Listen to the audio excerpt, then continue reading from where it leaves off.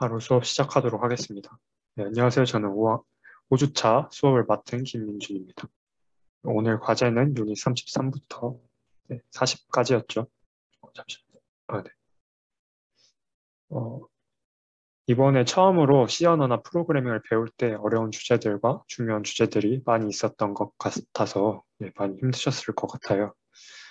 먼저 유닛 40 같은 경우에는 스캔F 함수가 다시 나왔는데 석훈님 강의 때 스캔F가 취약점이 있다고 들으셨던 거 다시 상기해 주시면 좋을 것 같고요. 유닛 33은 앞에서 배웠던 것들 사용해가지고 문제를 푸는 단원이었습니다. 그 다음은 포인터, 동작 할당, 배열, 그리고 그걸 연결하는 단원들이 있었습니다. 배열도 처음 보면 익숙하지 않을 수 있긴 한데 이제 포인터랑 동작 할당이 처음 봤을 때 진짜 생소하다고 생각하거든요, 저는. 근데 또 중요하기도 하고요. 그래서 그에 관련해서 더 깊은 내용을 건드리기보다는 확실하게 개념을 익히는 게 중요하다고 생각해서 왜 사용하는지에 대해 중점을 두고 오늘 수업을 진행하려고 합니다. 포인터에 대해 보도록 합시다. 저 별 모양을 이제 아스타리스크라고 합니다. 사용 용도는 두 가지가 있는데 첫 번째는 왼쪽 사진처럼 포인터 변수를 선언할 때, 두 번째는 오른쪽 사진처럼 해당 주소에 있는 값에 접근할 때 사용합니다. 그리고 이제 주황색 동그라미를 보면은 저희가 평소에 n이라고 읽었던 기호가 있죠. 이제 %라고 읽고 %a는 변수 a의 주소를 말합니다. 포인터를 한 번 더 볼 텐데 복습하는 차원에서 포인터는 ER이 붙었으니까 가리키는 것, 가리키는 사람입니다. 이제 그리고 포인터는 가리키는 대상의 주소를 저장하는 특성이 있습니다. 왼쪽에 사진을 보면 준학 포인터가 변수 10을 가리키니까 변수 a의 주소인 0x00 4FFA38이라는 값을 저장합니다. 그리고 그런 준학 포인터를 가리키는 민준 이중 포인터는 0x006 준학 포인터의 주소인 0x006FF48C를 저장합니다.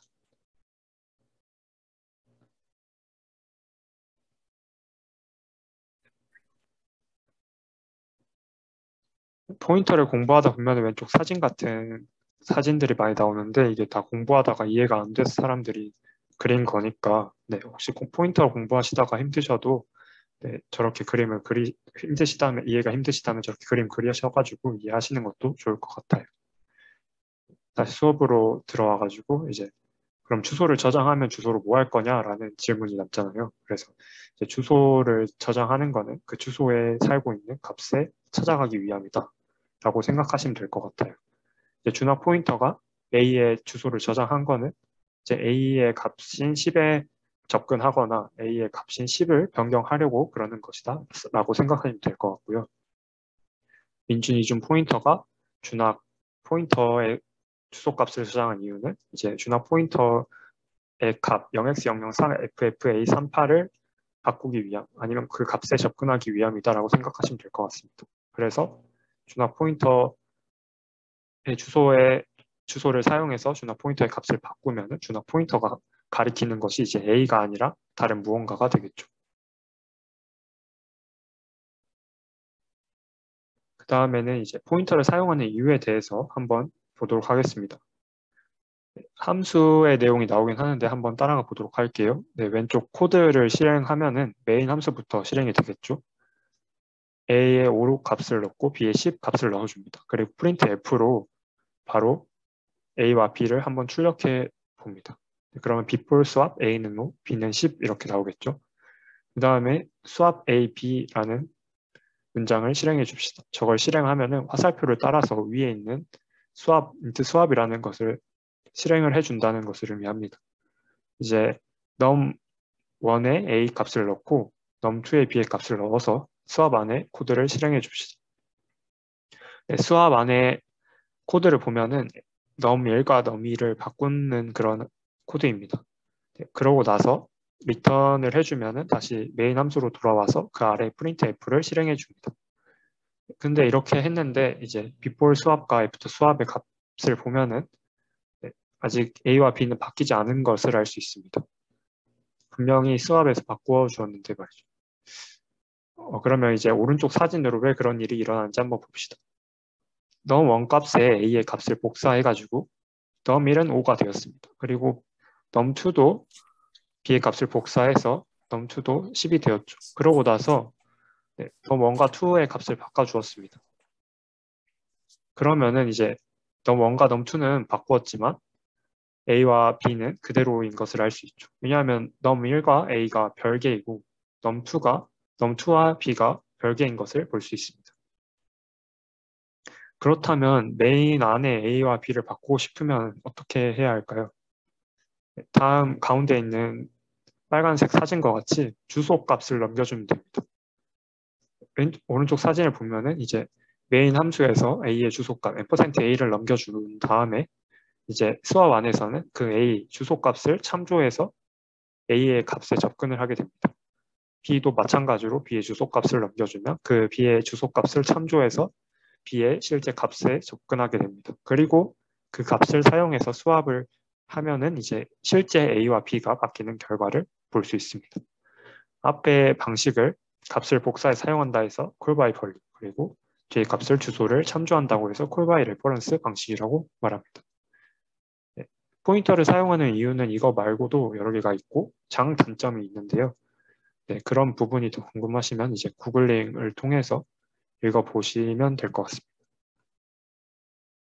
네, 그 다음에는 이제 자잘한 것들 몇 개를 가지고 왔습니다. 네, 저는 이제 포인터를 처음 공부했을 때 이제 저 아스타리스크를 왼쪽에 붙여야 되는지 가운데에 둬야 되는지 오른쪽에 둬야 되는지 그것도 헷갈렸던 기억이 있는데요. 네, 한번 실행을 해보시면 모두 다 잘 작동하는 것을 알 수 있습니다. 이런 것처럼 조금 자잘한 것들이 헷갈릴 때는 실제로 비주얼 스튜디오에서 실행을 해보시는 것도 좋을 것 같습니다. 그 다음에 이제 보이드형은 왜 역참조를 못할까? 이것도 한번 다시 복습하는 차원에서 가지고 와 봤습니다. 한번 위에서부터 한번 제가 읽어보도록 하겠습니다. 이제 num 포인터 1이 가리키는 주소로 가서 롱롱형의 형식으로 롱롱형의 길이만큼 읽어라. 그리고 그 아래는 num 포인터 2 포인터가 가리키는 주소로 가서 플로트형의 길이 형식으로 플로트형의 길이만큼 읽어라. 그 다음은 차 포인터 1이 가리키는 주소로 가서 차형의 형식으로 차형의 길이만큼 읽어라. 이렇게 생각하시면 될 것 같습니다. 근데 이제 보이드 포인터는 보이드형이 가리킨 주소로 갈 수는 있지만 보이드 자체가 형식이 없다는 의미이기 때문에 보이드형의 형식으로 라는 말은 아예 말이 안 되는 말이죠. 그래서 컴퓨터가 보이드형의 포인터를 받았을 때는 이제 어디서 어디까지 읽어? 이런 물음이 가질 수 있기 때문에 보이드형은 역참조를 할 수 없는 것입니다. 그 다음은 이제 포인터의 크기도 변수의 크기처럼 바뀔 수 있다는 것을 기억하셨으면 좋을 것 같아서 가져왔습니다. 주소의 길이는 컴퓨터가 한 번에 처리할 수 있는 길이와 같다고 생각하시면 되는데 이제 여러분께서 프로그램을 다운받으실 때 대부분 윈도우즈 64비트용을 받잖아요. 그 64비트가 한 번에 처리할 수 있는 크기를 말합니다. 근데 아마 여러분의 비주얼 스튜디오에서 돌리면은 아마 오른쪽 그림처럼 32비트짜리 주소가 나올 겁니다. 이거는 이제 아래 사진처럼 컴파일러 설정이 X86, 즉 윈도우 32비트 컴퓨터 설정이 돼 있어서 그런 건데 이제 저거를 X64로 바꾸면은 8바이트짜리 주소를 얻을 수 있을 것입니다. 이 설명이 이해가 어려우시면 이제 컴파일이라는 말이 무엇이었는지만 정확하게 찾아보시고 넘어가시면 될 것 같습니다. 더 자세한 설명은 이제 여름방학 때 컴퓨터 구조 수업이 이거랑 관련되어 있으니까 그때 보시고 지금 궁금하시면은 ISA라고 검색해 보시면 될 것 같습니다. 네, 이거는 그리고 정통기 수업이 어렵게 느껴질 분들을 위해 가져왔는데 저는 정통기 1 수업을 들을 때 이제 컴퓨터를 하나도 몰라서 그냥 느낌으로만 공부를 했어가지고 그래서 정통기 1의 MMU나 세그먼트, 페이징 등이 왜 사용되는지 주소랑 관련해서 설명해 보도록 하겠습니다. 저희가 앞에서 봤던 주소들은 이제 가상 주소라고 합니다. 가상 주소란 코딩 도장 에몰록 수업에서 간단히 말해준 것처럼 저희가 사용하기 편하게 주소를 재배열해 준 것이죠. 오른쪽에 물리적 주소인 램이랑 모양이 비슷하게 생겨서 저 위치에 램이 비슷한 위치에 있는 곳에 이제 같은 정보가 있다고 생각하면 안 됩니다. 램에는 정보가 더 뒤죽박죽 올라가 있습니다. 이제 운영체제는 그 뒤죽박죽 되어 있는 정보를 가상으로 왼쪽처럼 재배열해서 우리가 편하게 사용할 수 있도록 해주는 것입니다. 정통기 1에서 데이터 관리 부분 내용은 이러한 일들을 어떻게 가능하게 하는지, 그리고 그런 것을 하면서 램이나 SSD를 우리가 더 알차게 사용할 수 있을지, 그런 것을 배우는 수업입니다. 수업을 이해하는데 조금 더 도움이 되셨으면 좋겠습니다. 네, 그 다음은 동적 할당에 대해 알아보도록 하겠습니다.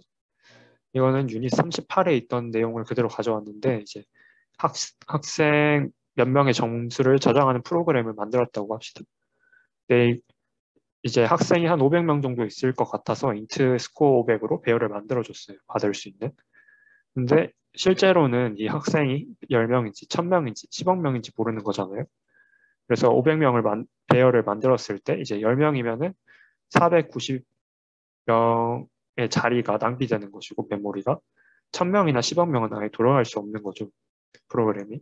그래서 이제 생각을 잘 해보니까 그럼 학생을 받은 다음에 그 학생 수만큼 인트형의 크기를 곱해서 동적 할당을 해주면 되겠다 싶어서 이제 오른쪽 코드처럼 저렇게 스캔F 그리고 그거를 동적 할당 해주는 방식으로 에멀록이 쓰입니다. 이게 에멀록이 쓰이는 한 가지 이유이고요. 그 다음은 이제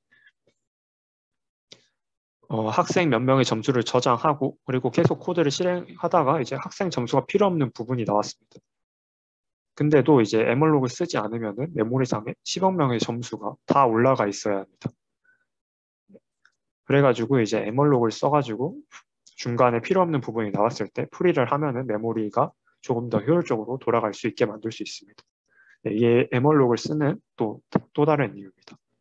에멀록도 포인터와 마찬가지로 쓰는 이유가 또 다른 것들이 있을 수 있는데 그런 부분들은 구글링해서 더 찾아보시면 좋을 것 같습니다.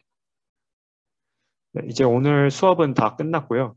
네, 오늘 수업이 굉장히 중요한 게 이번 주 과제가 굉장히 중요한 게 많았고 또 뒤에 시험이 껴있다 보니까 다 잊어버리실 것 같아서 혹시 시험이 끝나시고 유닛 38.4를 한 번 더 보시면 좋을 것 같습니다. 이게 배열하고 포인터 그리고 동적 할당이 다 녹아있는 내용이라서 이거를 보고 자기가 이걸 코딩을 할 수 있겠다 싶으면은 이번 주차 내용은 아주 잘 공부했다고 생각하시면 될 것 같아요.